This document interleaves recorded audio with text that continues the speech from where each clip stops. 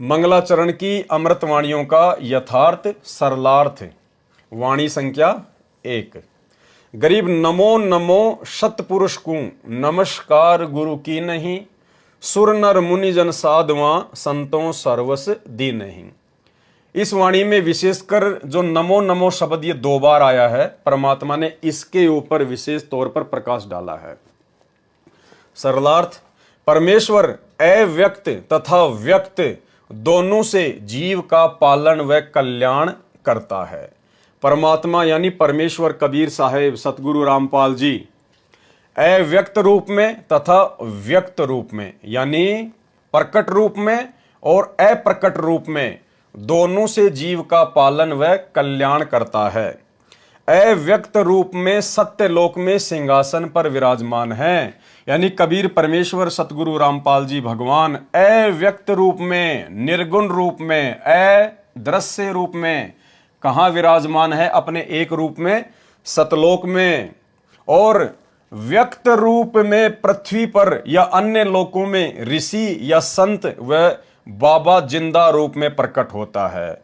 और साकार रूप में, व्यक्त रूप में, प्रकट रूप में परमात्मा कहाँ होते हैं? किसी भी लोक में। जैसे वर्तमान में इस पृथ्वी लोक पर वही कबीर परमात्मा जो सतलोक में अपने एक रूप में अव्यक्त रूप में बैठा हुआ है और दूसरे रूप में व्यक्त रूप में आज इस पृथ्वी पर संत रामपाल जी के चोले में आप और हमारे समक्ष व्यक्त रूप में प्रकट हैं। अव्यक्त रूप में सतलोक में सिंहासन पर विराजमान है और व्यक्त रूप में यानी साकार रूप में, दृश्यमान रूप में पृथ्वी या अन्य लोकों में ऋषि या संत, जैसे आज संत रामपाल जी भगवान, संत रामपाल जी भगवान वह बाबा जिंदा रूप में प्रकट होता है।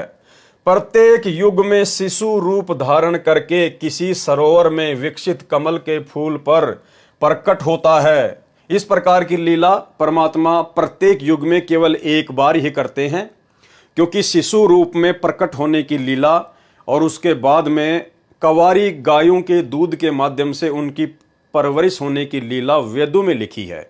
इसलिए परमात्मा वेदों में लिखी हुई अपनी उन वाणियों को, महिमा को सत्य साबित करने के लिए प्रत्येक युग में मात्र एक बार ही ऐसी लीला करते हैं। बाकी तो वो जिंदा बाबा रूप में, संत रूप में, ऋषि रूप में जब चाहे जहां प्रकट होते ही रहते हैं। प्रत्येक युग में शिशु रूप धारण करके किसी सरोवर में विकसित कमल के फूल पर प्रकट होता है। वहां से निसंतान व्यक्ति घर ले जाते हैं। बड़े होकर परमात्मा तत्व ज्ञान का उपदेश करते हैं तथा सामान्य नागरिक की तरह अपना व्यवसाय भी करते हैं। जिस प्रकार आज वही कबीर परमात्मा व्यक्त रूप में, साकार रूप में, संत रामपाल जी के रूप में प्रकट होकर एक सामान्य व्यक्ति की तरह लीला कर रहे हैं, भूमिका कर रहे हैं और अपना व्यवसाय भी करके दिखाया। जिस प्रकार परमेश्वर जूनियर इंजीनियर की नौकरी किया करते थे, परमात्मा दिखाया परमात्मा ने, जो वेदों में परमात्मा की महिमा लिखी हुई है। क्योंकि एक सत्संग में सतगुरु रामपाल जी परमेश्वर जी ने अपने आप को छुपाते हुए और परमेश्वर जी ने अपने आप को व्यक्त भी किया उसी सत्संग के माध्यम से, ये कहते हुए कि परमात्मा जब यहाँ आते हैं तो एक सामान्य नागरिक की तरह अपना व्यवसाय करते हैं और अपनी भक्ति भी करते हैं।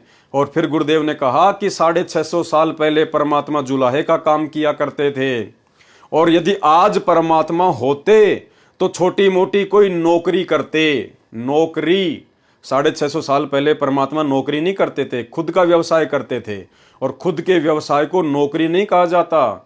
लेकिन सतगुरु रामपाल जी परमेश्वर जी ने इस सत्संग में यह कहा कि अगर आज परमात्मा होते या आज आते अपने आप को छुपाते हुए, जबकि स्वयं ही परमात्मा हैं, और कह रहे हैं यदि आज परमात्मा आते तो कोई छोटी मोटी नौकरी करते। नौकरी शब्द क्यों यूज किया परमात्मा ने? क्योंकि आज परमेश्वर ने नौकरी ही करके दिखाया है। तो ये छोटा सा सत्संग सुनिए गुरु जी का, जिससे आपको यकीन होगा, विश्वास होगा कि नौकरी शब्द परमात्मा ने क्यों यूज किया, क्योंकि आज परमेश्वर नौकरी ही करके दिखा रहे हैं। कबीर परमात्मा जी अपनी महिमा आप ही बताने के लिए स्वयं आते हैं और एक युग में एक ऐसी लीला जीवन करते, ऐसा जीवन जीते हैं जनसाधारण वाला, और अपना धंधा करके काम करके वो अपना रोजगार करते हैं जैसे जनसाधारण किया करता है उस समय का।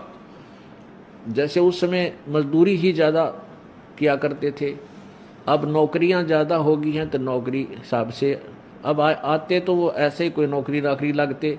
यानी उन्होंने ये दिखाना था कि भाई भगवान पाने के लिए कोई विशेष आडंबरकरण की आवश्यकता नहीं, ना घर त्यागन की, ना जंगल में जाने की, तथा सामान्य नागरिक की तरह अपना व्यवसाय करते हैं।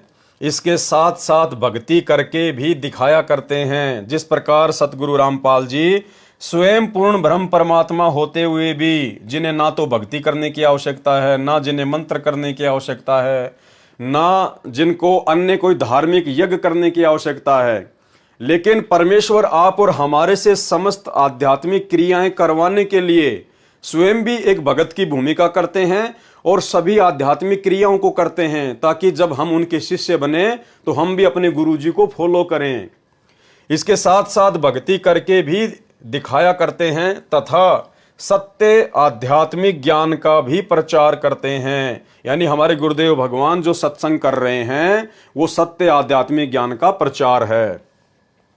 परमेश्वर सामान्य नागरिक की भूमिका करके उदाहरण पेश करते हैं कि भगत को अपना कर्म भी करना चाहिए तथा भक्ति साधना भी करते रहना चाहिए। जिस प्रकार अभी आपने सत्संग सुना जिसमें परमेश्वर ने बताया कि यदि आज परमात्मा होते तो कोई छोटी मोटी नौकरी करते। यही प्रमाण गीता अध्याय 3 श्लोक 4 में भी है कि जो व्यक्ति कर्म संन्यास लेकर एकांत स्थल पर बैठकर हट करके दिखावा करते हैं वे मिथ्याचारी हैं, अर्थात पाखंडी हैं, ढोंगी हैं। ऊपर से आंखें बंद करके भक्ति करते दिखाई देते हैं और अंदर से अन्य चिंतन करते रहते हैं। यानी जैसे हम पहले देखा करते थे, ये बाबा ऋषि लोग एक जगह बैठ जाया करते थे, आग जला लिया करते थे, धुआं लगा लिया करते थे और इस मुद्रा में बैठ जाया करते थे आंखें बंद करके। और परमात्मा कहते हैं कि अंदर से ना जाने वो क्या क्या सोचता रहता था, घर की, परिवार की, दान धर्म की, दक्षिणा की, अंदर से और चिंतन चलता रहता था और बाहर से साधु ऋषि महात्मा का दिखावा करके ढोंग करते थे, पाखंड करते थे। तो इसको परमात्मा ने भक्ति मार्ग में ठीक नहीं बताया। यदि अर्जुन एक स्थान पर बैठकर कर्म संन्यास लेकर साधना करेगा तो तेरा निर्वाह कैसे होगा। इसलिए कर्म भी कर, भक्ति भी कर। कर्म संन्यास से कर्म योग श्रेष्ठ है। कर्म संन्यास का मतलब होता है जो व्यक्ति काम धाम नहीं करता और भक्ति करने का ढोंग करता है, और कर्म योग का मतलब होता है जो व्यक्ति भक्ति भी करता है और साथ में अपना छोटा मोटा रोजी रोटी का काम धंधा भी करता है। तो परमात्मा कहते हैं जो कर्म संन्यास है उससे अच्छा है कर्म योग। यही प्रमाण परमेश्वर कबीर जी ने अपनी अमृतवाणी में दिया है कि नाम उठत नाम बैठत नाम सोवत जागरे, नाम खाते नाम पीते नाम सेती लागरे। यही प्रमाण वेदों में है। यजुर्वेद अध्याय 40 मंत्र 15, वायु अनिलम अथ इदम भस्मांतरम शरीरम अमृतम ओम कृत्युम समर किल्वे समर कृत्यु समर।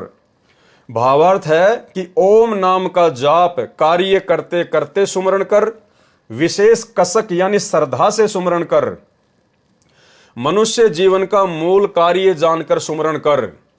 सुमरण की विधि बताई है कि वायु अर्थात श्वास बाहर छोड़ें, अनिलम अर्थात श्वास अंदर लेते समय, अथ यानी प्रारंभ करें, तथा इदम यानी भस्म समाप्त करें, अर्थात मंत्र ओम के जाप को प्रारंभ करें, श्वास यानी वायु बाहर छोड़ें और अंत करें श्वास अनिलम अंदर लो। यह एक मंत्र श्वास से पूरा हो जाता है। अब भाइयों और बहनों, यही विधि सतगुरु रामपाल जी परमेश्वर जी ने सतनाम के सुमरण की, जो कि 2 अक्षर का मंत्र है। श्वास और श्वास के द्वारा सुमरण किया जाता है। गुरुदेव भगवान ने आप और हमारे को समझाई है और बताई है। और जिन जिन भाई बहनों को सतनाम प्राप्त हो चुका है वो इसी विधि से उसका सुमरण करते हैं।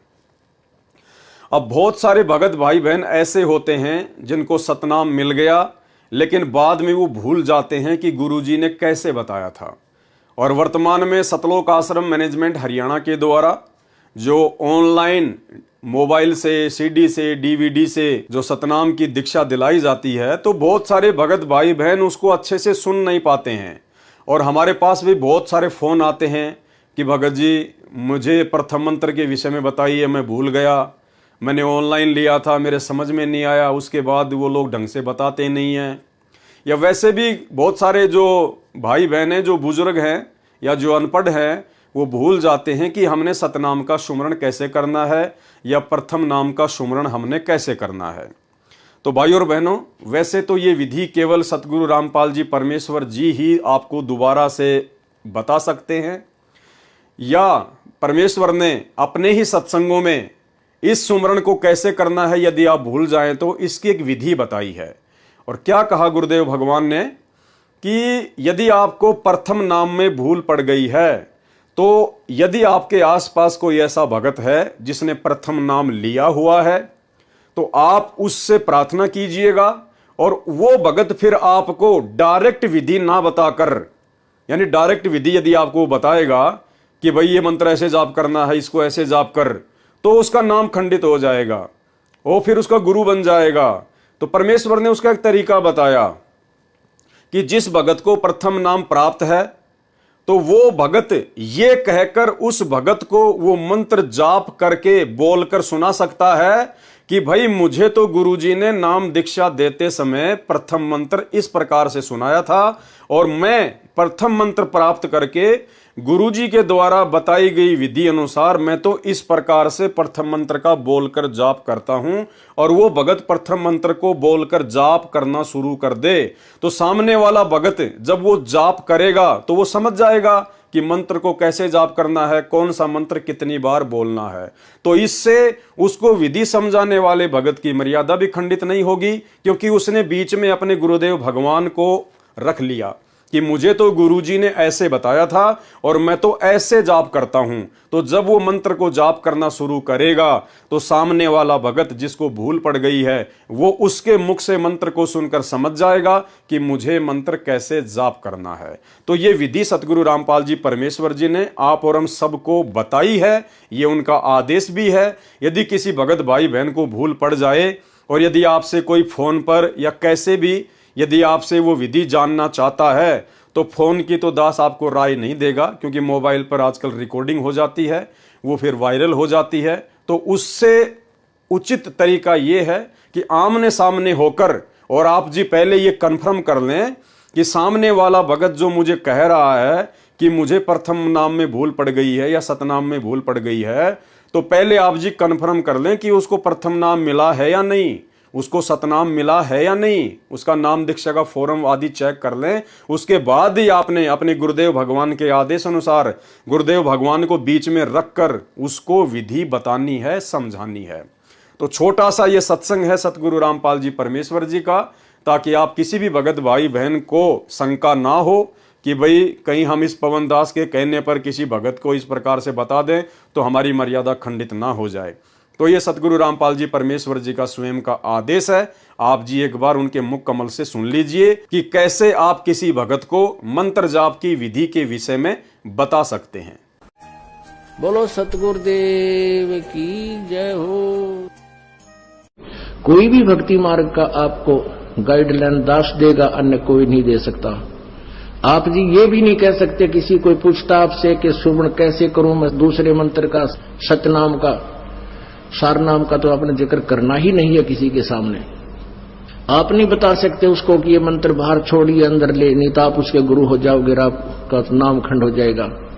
आप उसको ऐसे बता सकते हो कि गुरुजी ने मुझे ऐसे बताया, मैं तो ऐसे सिमरन करता हूं। वो भी सतनाम जिसने ले रखा हो, जिसने ले नहीं रखा उसको नहीं बता सकते। जिसने ले रखा है वो कहता मेरे भूल लगी है, और वैसे तो हम यहाँ शुद्ध करा देते हैं, यहाँ भी आप पूछ सकते हो। वैसे भी जिसने उपदेश ले रखा है, दूसरे ने भी ले रखा, सतनाम दोनों ने ले रखा है, उसको ये नहीं कह सकते आप कि ये पहला मंत्र ऐसे छोड़ दूसरा ऐसे ले, आपका नाम खंड हो जाए, क्योंकि आप उसके गुरु बन गए। आप उसको इतना कह सकते हो कि गुरु जी ने हमें ऐसे बताया है, ये मंत्र ऐसे छोड़ना है, ये ऐसे लेना है, वो समझ जाएगा दूसरा कि ऐसा मंत्र। बोलो सतगुरुदेव की जय हो। तो पुण्यात्माओं, इस भक्ति मार्ग का ये दास डॉक्टर है और कोई नहीं पृथ्वी पे, बाकी सब मरीज हैं। और मरीज के कहने से मरीज दवाई लेने लग गया, दोनों मरेंगे, क्योंकि वो तीनों मरेगा, उसने दवाई गलत खा ली, उसका ऊपर एक्शन होगा, क्योंकि परमात्मा उससे नाराज होगा। ये भक्ति का जो ट्रीटमेंट है ना, टेबलेट दास बताओ वैसे ही लेनी है आपने, अर्थात जैसे भक्ति दास के ऐसे करो। कबीर कलयुग आए कह किए बहुत जो मीत, जिन बांधा एक से ते सुख सोव न चीत। कबीर गुरु मर्याद न भक्तिपन, नहीं पिया का अधिकार, कह कबीर व्यभिचारणी का कहीं नहीं सत्कार।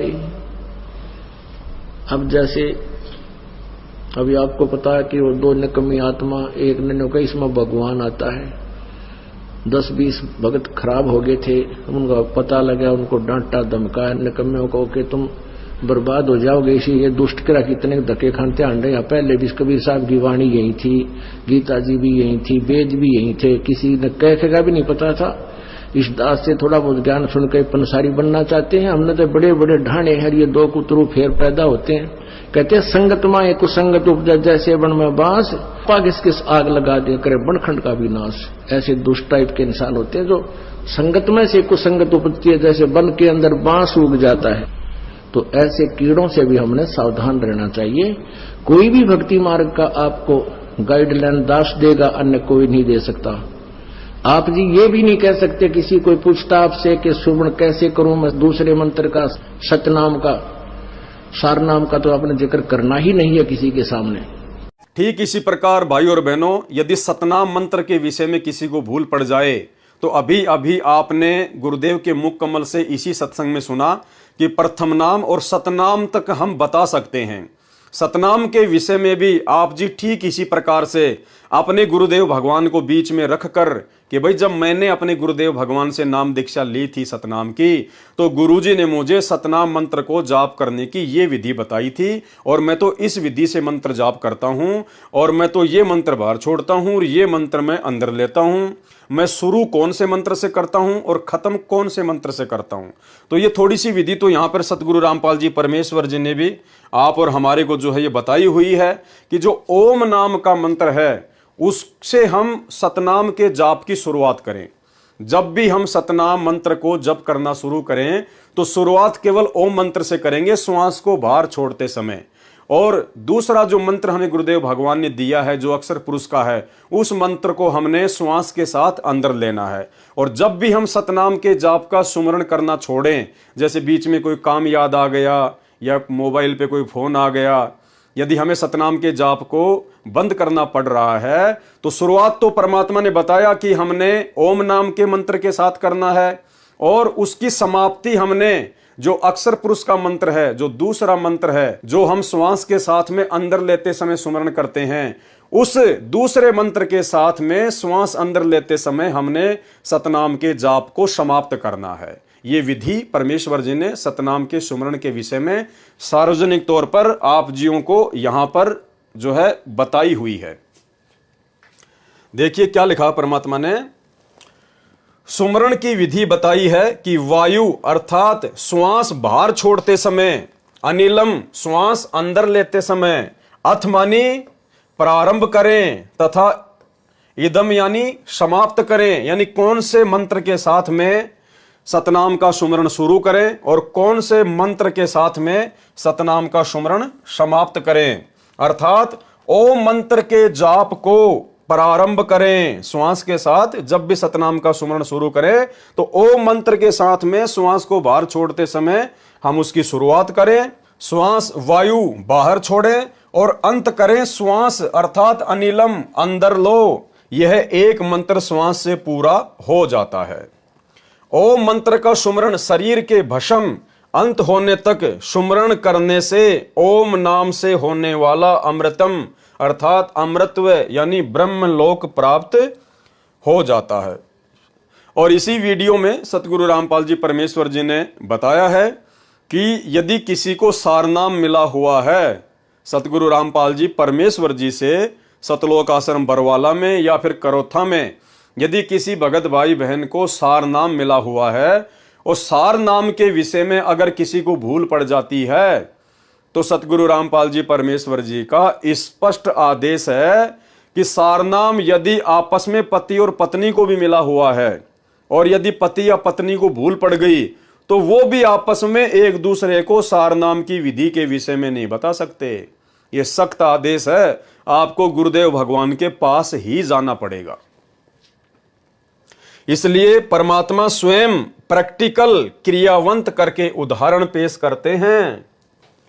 उस समय परमात्मा व्यक्त होते हैं, यानी जिस समय परमात्मा इस पृथ्वी पर एक संत जिंदा बाबा या ऋषि रूप में प्रकट होते हैं, वो छोटा मोटा अपना कोई काम धंधा भी वो करके दिखाते हैं। और सुमरण कैसे किया जाता है, भक्ति कैसे करनी है, पांचों यज्ञ कैसे करने हैं, वो सारी भक्ति क्रियाएं भी परमात्मा स्वयं करके दिखाते हैं। ऐसी स्थिति में परमात्मा कौन से रूप में होते हैं?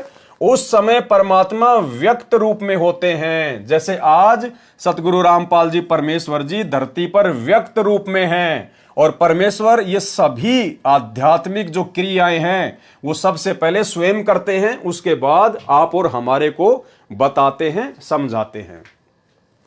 इसलिए परमेश्वर को 2 बार नमस्कार नमो नमो कहा है। यानी मंगलाचरण में ये जो परमेश्वर जी ने वाणी कही है कि गरीब नमो नमो सतपुरुष को और नमस्कार गुरु की नहीं, तो परमेश्वर कहते हैं इसलिए परमात्मा को व्यक्त और अव्यक्त दोनों रूप में 2 बार नमो नमो अर्थात नमस्कार कहा है। यानी परमेश्वर के एक रूप को जो सतलोक में वे बैठे रहते हैं अव्यक्त रूप में, निर्गुण रूप में, एक तो उस रूप को नमो नमो के तहत नमस्कार कहा जाता है और दूसरा जो नमो शब्द है वही अव्यक्त परमात्मा निर्गुण परमात्मा जो सतलोक में बैठा है, जब वो संत रूप में धरती पर प्रकट होता है एक तत्वदर्शी संत के रूप में, जिंदा बाबा के रूप में या किसी ऋषि के रूप में समय अनुसार, तो दूसरा जो वो नमो शब्द है वो उस व्यक्त सतगुरु के लिए, उस प्रकट गुरु के लिए यूज किया जाता है। इसलिए परमेश्वर को 2 बार नमस्कार अर्थात नमो नमो कहा है। फिर गुरु जी को नमस्कार करने का प्रावधान है। अब ये आपने थोड़ा सा भाई और बहनों यहां पे समझना पड़ेगा। अब ये तीसरा रूप हो गया, तीसरा रूप हो गया क्योंकि 2 रूप तो हमने पहले पढ़ लिए, परमात्मा के व्यक्त और अव्यक्त रूप। और जो 2 बार नमो नमो लिखा है वो केवल परमात्मा के 2 ही रूप के लिए लिखा हुआ है। एक परमात्मा सतलोक में अव्यक्त रूप में, दूसरा जब वो परमात्मा सतगुरु बन के आता है धरती पर व्यक्त रूप में उसके लिए। तो भाई अगर हम लोग नमो नमो कहते हैं तो हमारा एक जो नमो शब्द है वो तो हो गया सतलोक में बैठे हुए अव्यक्त परमात्मा के लिए, और दूसरा जो नमो है वो अव्यक्त परमात्मा सतलोक से चलकर जब संत रूप में आता है, जैसे आज धरती पर आ गए संत रामपाल जी के रूप में, तो ये दूसरा जो नमो शब्द है ये सतगुरु रामपाल जी के लिए हो गया, यानी ये गुरु के लिए हो गया। फिर ये तीसरा रूप कौन सा आ गया? फिर गुरु जी को नमस्कार करने का प्रावधान है। यहां परमेश्वर अपने आप को छुपाते हैं, परमात्मा से भिन्न दर्शाते हैं, जबकि ऊपर उन्होंने स्पष्ट कर दिया कि नमो नमो यानी एक रूप में परमात्मा सतलोक में और दूसरे रूप में गुरु रूप में संत रूप में जब वो धरती पर आता है तो उसके लिए कहा जाता है। तो दोनों रूप फाइनल हो गए। फिर तीसरा रूप ये गुरु जी का कौन सा आ गया? यानी आप और हमने समझना पड़ेगा कि हमारे गुरुदेव भगवान इस अपने दूसरे रूप के तहत धरती पर स्वयं ही प्रकट हैं, स्वयं ही ये सतगुरु रूप में कबीर परमात्मा व्यक्त रूप में धरती पर प्रकट हैं। यानी दोनों रूप एक ही हैं। अव्यक्त भी यही सतगुरु रामपाल जी हैं जो सतलोक में बैठे हैं, और व्यक्त रूप में भी यही सतगुरु रामपाल जी हैं जो अपने दूसरे रूप में धरती पर तत्वदर्शी संत की भूमिका में आप और हम अपनी प्यारी आत्माओं को वर्तमान में ज्ञान समझा रहे हैं। अन्यथा फिर यहां तो तीसरे नंबर पे आ गए गुरु जी, यानी 2 नंबर तो ये हो गए, नमो नमो अव्यक्त रूप व्यक्त रूप, और तीसरा फिर गुरु जी को नमस्कार करने का प्रावधान है, तो गुरु जी तो तीसरे नंबर पे आ गए। जबकि स्वयं परमात्मा की वाणी है कि गुरु बड़े हैं गोविंद से। यदि आप किसी को परमात्मा मानते हैं, जैसे वर्तमान में संगत इस कागज की फोटो को, तो परमात्मा ने कहा कि गुरु बड़े हैं गोविंद से। आपका गुरु इस गोविंद से बड़ा है, जिसको आप भगवान समझ रहे हैं, परमात्मा समझ रहे हैं। तो यहां फिर गुरु जी को तीसरे नंबर पर क्यों रखा? तो ये परमेश्वर अपने आप को छुपाते हैं, अंत तक अपने आप को छुपाएंगे, और ये ज्ञान परमात्मा ने इसीलिए दिया है कि हम अपने गुरुदेव भगवान की वास्तविक स्थिति से रूबरू हो जाएं, उनको पहचान जाएं, और ज्ञान आधार से हम अपने गुरुदेव भगवान की परमात्मा के रूप में पहचान करें। फिर गुरु जी को नमस्कार करने का प्रावधान बताया है। फिर सुर देवताओं नर सर्व मानव शरीरधारी प्राणियों का सत्कार करने को कहा है, क्योंकि जिन प्राणियों को मानव शरीर प्राप्त है वे बहुत पुण्यकर्मी जीव हैं। मानव शरीर प्राप्त करके जो भक्ति करते हैं वे ऋषि मुनि भक्त कहलाते हैं। वे अपने मानव जीवन को सफल करके कोई देव पद को प्राप्त कर चुके हैं, कोई भक्ति कर रहे हैं, वे सर्व आदरणीय आत्माएं हैं। यानी अनादरणीय इस पृथ्वी पर भगत के लिए कोई भी नहीं है। जो मानव शरीर प्राप्त करके भक्ति नहीं कर रहे वे भी अच्छी आत्माएं हैं। अच्छी आत्माएं इसलिए हैं कि वर्तमान की पिछली पीढ़ी में जिस समय पृथ्वी पर परमात्मा स्वयं प्रकट है, उस समय उन आत्माओं को मानव जन्म प्राप्त है, इसलिए उनको भी विशेष आदरणीय आत्माएं कहा गया है। वे सर्व आदरणीय आत्माएं हैं। जो मानव शरीर प्राप्त करके भक्ति नहीं करते वे भी अच्छी आत्माएं हैं, उनका भी सत्कार करना आवश्यक है। यानी चाहे किसी ने नाम दीक्षा ले रखी है या नहीं ले रखी है, हम भक्तों का यह कर्तव्य है, गुरु जी की शिक्षा है कि हमने सबको आदर दृष्टि से देखना है, सबका सम्मान करना है, सबकी हमने इज्जत करनी है। हमने किसी को फालतू में कुशब्द नहीं बोलने हैं, अनादर नहीं करना है, चाहे वो अच्छी आत्मा है या नहीं है। ये हमारे लिए हमारे गुरुदेव की शिक्षा है। जो मानव शरीर प्राप्त करके भक्ति नहीं करते वे भी अच्छी आत्माएं हैं, उनका भी सत्कार करना आवश्यक है। मिलने पर प्रणाम करना तथा परमात्मा का उपमात्मक नाम संबोधन करके बुलाना। जैसे कोई राम राम कहता है तो सामने वाला चाहे भगत भी न हो वह भी उत्तर में राम राम कहता है। कोई सत श्री अकाल कहता है तो सामने वाला भगत या अभगत भी उत्तर में सत श्री अकाल बोलता है। कोई सत साहिब कहता है तो सामने वाला भी सत साहिब अविनाशी परमात्मा कहता है। ये सब परमात्मा की याद दिलाने वाले राम नाम हैं। कबीर परमेश्वर जी ने अमृतवाणी सूक्ष्म वेद में कहा है कि कबीर आपे राम कहे ओरा राम कहावे, जा मुख राम न उच्चरे ता मुख फेर कहावे। अब यहां एक बात हमने ध्यान रखनी है, जिस प्रकार गुरुदेव भगवान कह रहे हैं कि सामने वाला व्यक्ति यदि आपको राम राम कहता है तो आप भी उसके प्रत्युत्तर में राम राम बोल सकते हैं। क्यों? क्योंकि हमें पता है कि वास्तव में राम कौन है। राम राम सब जगत बखाने, आदि राम कोई बिरला जाने। असल में तो राम ये हैं। ये राम शब्द दशरथ पुत्र श्री रामचंद्र जी का नाम नहीं है। ये तो इस काल ने आप और हम जीवों को धोखा देने के लिए उस परमात्मा के उपमात्मक नाम जो है अपने पुत्रों के रख दिए। जैसे त्रेता युग में रामचंद्र जी का राम रख दिया है। अब राम नाम तो सतगुरु रामपाल जी परमेश्वर जी का नाम है, इनका उपमात्मक नाम है। फिर द्वापर में उसने श्री कृष्ण नाम रख दिया अपने पुत्र का, जबकि ये कृष्ण तो इस कबीर परमात्मा सतगुरु रामपाल जी का उपमात्मक नाम है। कृष्ण शब्द का मतलब होता है अत्यधिक आनंददायक। तो अत्यधिक आनंददायक तो वर्तमान में परमात्मा है, उनकी संगति है, उनकी शरण है, उनके चरण हैं। इसी प्रकार इसने अपने पुत्र का नाम रख दिया विष्णु, जबकि विष्णु तो वेदों में सतगुरु रामपाल जी परमेश्वर जी इस कबीर परमात्मा का नाम है। विष्णु का मतलब होता है अग्ने तनुर असी, विष्णवे तवा सोमस्य तनुर असी, कबीर अंगारी असी, बंभारी असी, सवर ज्योति रित धामा असी। यानी जो परमात्मा तीनों लोकों में प्रवेश करके सबका भरण पोषण करता है उसको असल में विष्णु कहते हैं। तो ये सारे नाम हमारे गुरुदेव भगवान कबीर परमात्मा के उपमात्मक नाम हैं। लेकिन काल ने हम जीवों को भ्रमित करने के लिए उस परमात्मा के उपमात्मक नाम अपने पुत्रों के रख दिए। तो सामने वाला यदि हमें राम राम कहता है तो हम भगत भी उनको राम राम बोल सकते हैं, क्योंकि हमारा राम कौन है, हमारी सुई कहां जाएगी हमें पता है। सामने वाला यदि सत श्री अकाल कहता है तो हम भी सत श्री अकाल बोल सकते हैं, क्योंकि सत श्री अकाल का मतलब होता है जो परमात्मा कभी काल के अंतर्गत ना आए, अविनाशी परमात्मा। तो हमें तो पता है कि सत श्री अकाल कौन है। लेकिन ध्यान रखना है, यदि कोई सीताराम सीताराम कहे तो हमने सीताराम नहीं कहना। राम तो ठीक है, लेकिन राम के साथ में जो सीता शब्द जुड़ गया ना, वो सीता हमारे परमात्मा का उपमात्मक नाम नहीं है। यदि कोई जय माता दी कहे तो हमने जय माता दी नहीं बोलनी है। तो हमने ध्यान रखना है इन बातों का।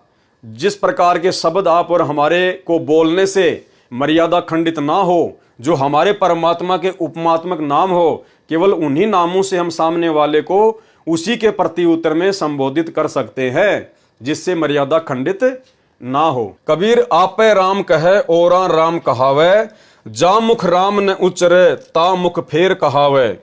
भावार्थ है कि परमेश्वर जी ने बताया है कि जो व्यक्ति स्त्री पुरुष मिले तो उसको प्रणाम के साथ परमात्मा का नाम भी बोलो। यदि सामने वाला राम राम नहीं बोला तो फिर बोलो, तब वह सामने वाला अवश्य बोलेगा, कई बार बोलेगा राम राम राम राम। जो व्यक्ति भक्ति नहीं करता वह अपना मानव जीवन व्यर्थ कर रहा है। फिर भी पूर्व के पुण्यों के कारण, पूर्व की भक्ति के कारण अच्छी आत्मा है और आदर का अधिकारी है। इसलिए वाणी संख्या नंबर 1 में कहा है, सुर नर मुनि जन साधवा संतों सर्वस दीनहि। सुर मानी देवता, नर यानी स्त्री पुरुष, मुनिजन यानी कोई भी साधना जो कर रहा है सच्ची या गलत जैसी भी, कहते हैं यहां पर सभी आदर के अधिकारी हैं, इज्जत के अधिकारी हैं।